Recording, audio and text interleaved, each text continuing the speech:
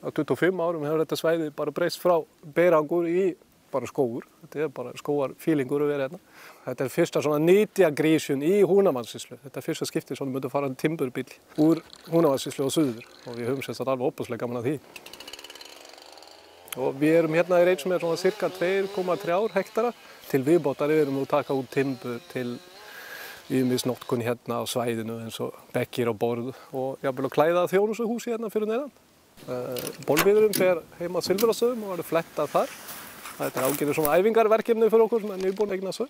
Því miður hefur reitin ekki verið svona, hann hefur lendið nokkrum hremmingum á sitt stutta lífskeið sko. Hann hefur kalið nokkrum sinnum og margstofnuð mikið.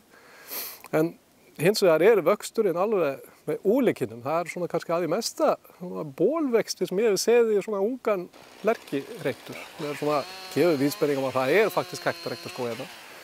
En það líka svona ábending hversu mikilvægt það að hirða þetta almennilega. Þess lendur mann í einhverju gríðarlega frostskemmdir, verður man bara að klippa tvítoppir. Það bara eina leiðin til að fá allavega einn bólur út úr tréð. Þú veist, ef þetta var almennilega bólir, ef þetta var beint, þá myndi þetta standa undir sig með verðið sem við fáum hjá Elkem.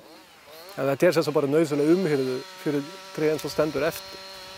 Og vonandi kemur næsta grísun út í plús og það kemur líka meira verðmætt víður.